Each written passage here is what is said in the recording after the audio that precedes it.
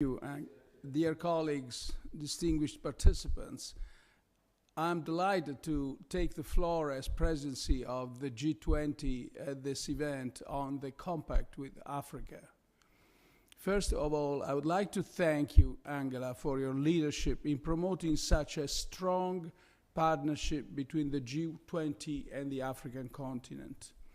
This meeting occurs at pivotal time in the relationship between Africa and the rest of the world. The pandemic is increasingly under control in many advanced economies, but this is not the case in the world's poorest countries. Access to vaccines has been grossly unequal. Close to 60% of the population in high-income countries has received at least one dose, and in some countries they even think about a third dose now. In low-income countries, this proportion is merely 1.4%. The global recovery is just as uneven. Governments have not had the same fiscal space to mitigate the pandemic shock. Advanced economies spent 28% of their 2020 gross domestic product to boost growth. Emerging markets and low-income economies spent just between 7 and 2%. Such differences deepen global inequalities and make it harder for all of us to bring the pandemic to an end. We must do more, much more, to help the countries that are most in need. The G20 supports the equitable distribution of safe and affordable vaccines through initiatives such as the COVAX facility and the Africa Vaccine Acquisition Task Team. COVAX has so far shipped close to 210 million vaccines worldwide.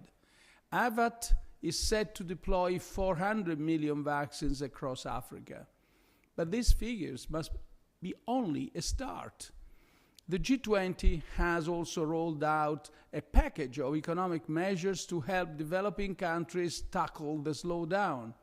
We endorsed a 650 billion allocation on new special drawing rights from the International Monetary Fund that will certainly boost reserves and help the global recovery.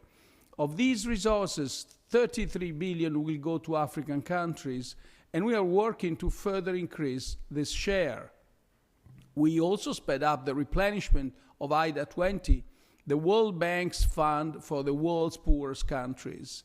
Finally, the G20 Common Framework intends to facilitate debt restructuring for countries with excessive debt in a comprehensive and sustainable manner. Compact with Africa countries have been a beacon of hope in these dark times.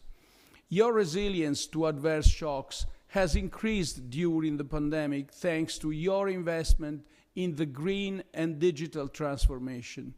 Your experience tells us that bold, transformative, and inclusive reforms pay off.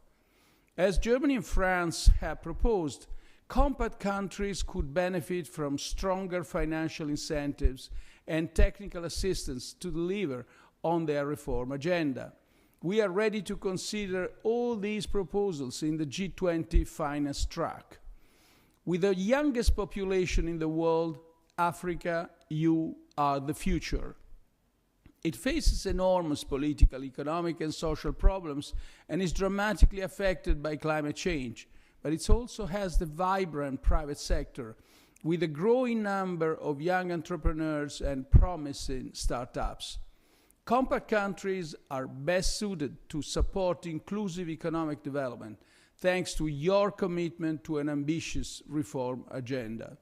Italy and the G20 will stand firmly by your side. Thanks, Angela.